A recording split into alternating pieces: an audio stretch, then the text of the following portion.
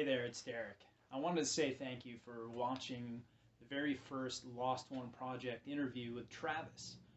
It's about a 13-minute video when I sat down and had coffee with a man who is a hero that I met when I was in a homeless shelter. It's a powerful story. Travis has seen a lot of stuff in his life. He is a hero. He's experienced tragedy. He's experienced some really difficult things. So I'm honored that this was the very first video. When it's over, you're going to know more about Travis than you probably know about me already. So I just hope that you enjoy it. It's, like I said, it's about 13 minutes long.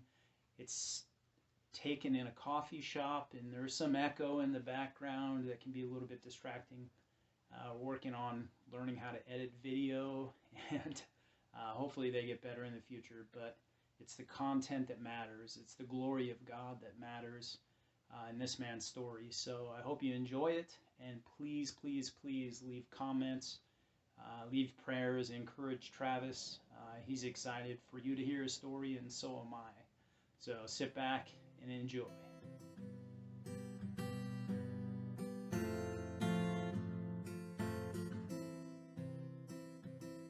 How you doing, Travis? Doing good. Doing good, right on. I just want to thank you for spending some time with me this morning, having some coffee, and you know, what people probably don't know, but they're going to know now as we live together at the Rescue shelter, the rescue mission. This is where I met you, and learned that you're a servant of the Lord, and that's an amazing thing. So, yes, it is. Congratulations on being the first interview for the Lost One Project. Just go ahead and, you've shared your story with me before, and it's powerful, and it glorifies God, and it's got some pretty heavy, deep stuff in there. So I'm just going to let you go for it, man. Okay.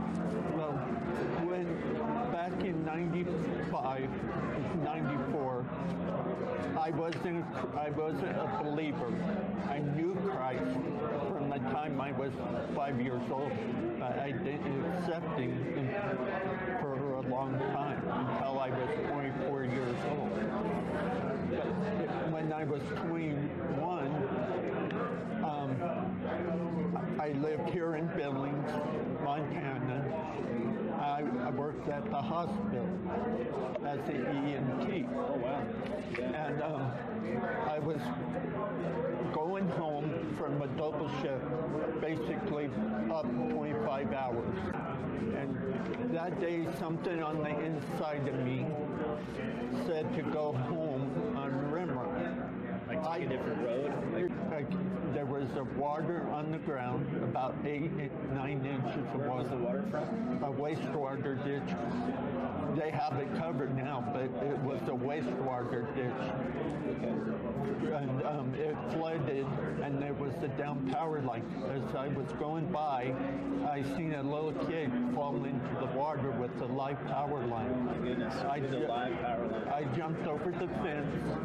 I got third-degree burns on my hands and feet and a lot of nerve damage.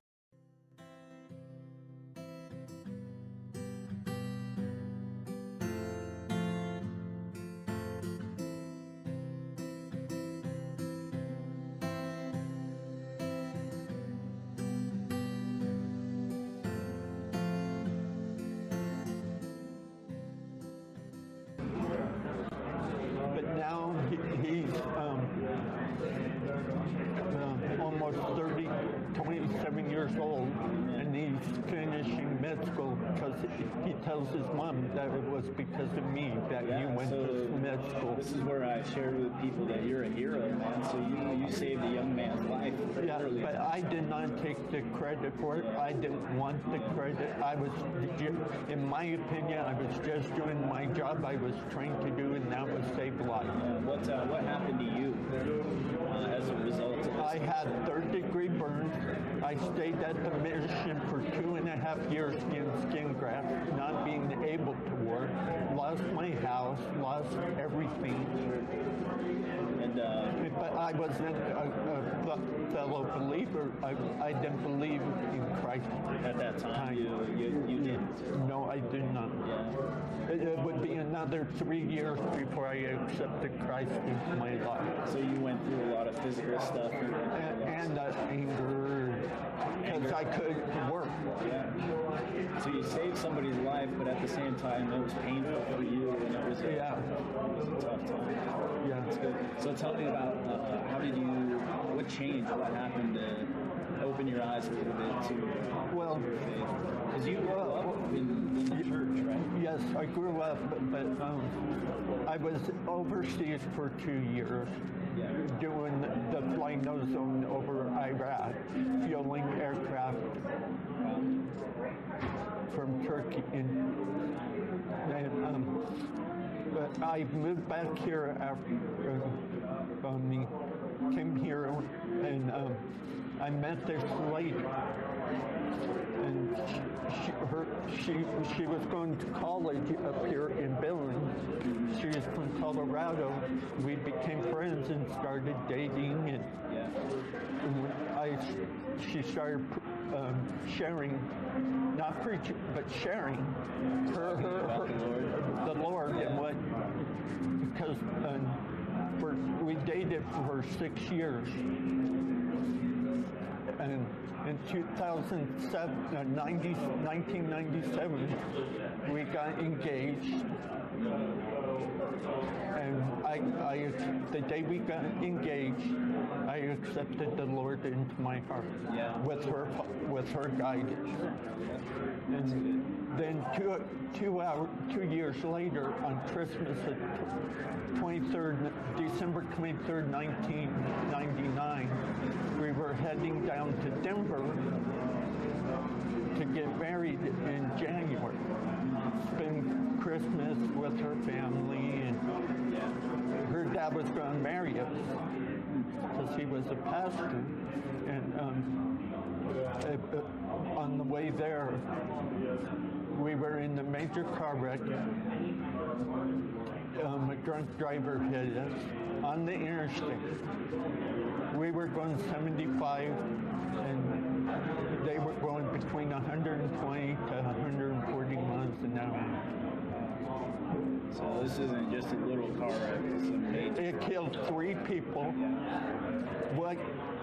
It killed 3 people, and I was the only one that survived and the only one not wearing a seatbelt. So you have 2 cars that get in an accident, and everybody in both cars, except for you, didn't make it. Yeah, and I wasn't wearing my seatbelt. Yeah. At the time, I was a new believer, and for 7.5 years, I blamed God for taking her away from me. Sure. But now I realize that her purpose on this earth was to get me to where God wanted me, is to do what He wanted me to do. Did it help you? I know it's got to be a hard thing that you lost her, but did it help you knowing, since she knew Jesus, that ultimately, even though she's not here, but she's with Him. It took me 9 years to realize it. It did? Yes. I went on from December, when I got out of the hospital, when they reconstructed my shoulder in January 15th of 2000 until July of 2008, I was drunk every day.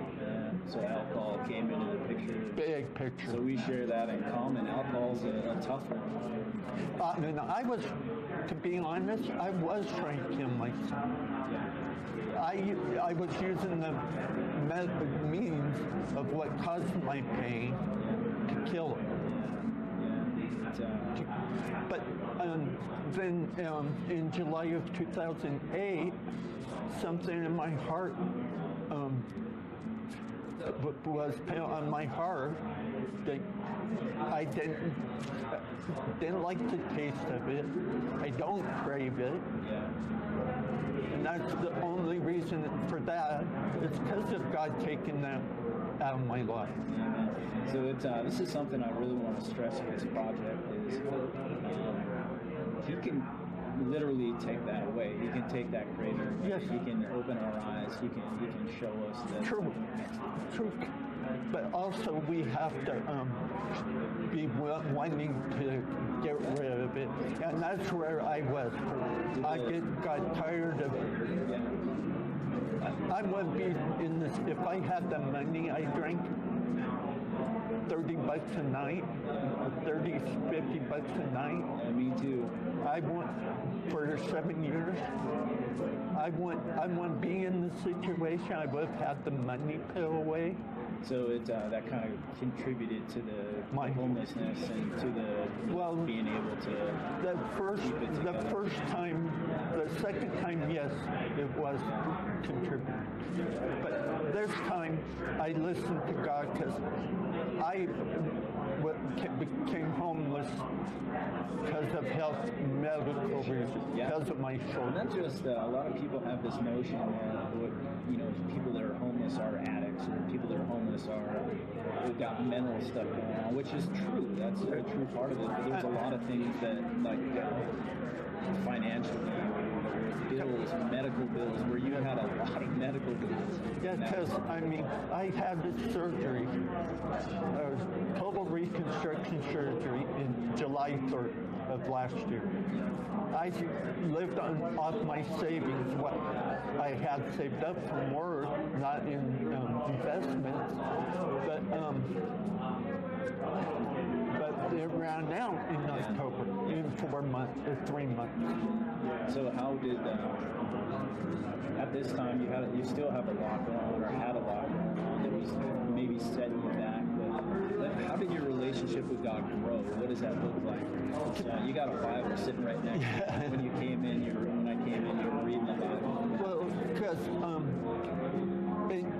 you're growing in Jesus every day. That's right. So you're walking with Jesus. Yeah. And to me, my thing is, you got to stay focused in that walk. And I don't do that sometimes. So that's part of. If it was easy, everybody would be doing it. Yeah, that's right. I guess the point is, we still go through a lot of things. We still have these setbacks, and even you and I, as grown men, and believers in Christ, we're in a place where it's not ideal. We're in a shelter, and there's a lot of time there. But we can also that shelter is good hunting ground for Christ. That's right. That's what I was kind of getting at. Is we have an opportunity there to share the faith. And I do it every day, just by showing kindness. Yeah, you went through a lot, man, and to share that you still have a smile on your face and you're a hard worker. You're humble, and you have these qualities that aren't normal for people that are struggling. So you have hope. You have a hope in Christ. Well, because I know what He has for each and every one of us, and I just every day I look forward to that little blessing every day. That's right. And sometimes we can use that to bless other people. Yeah.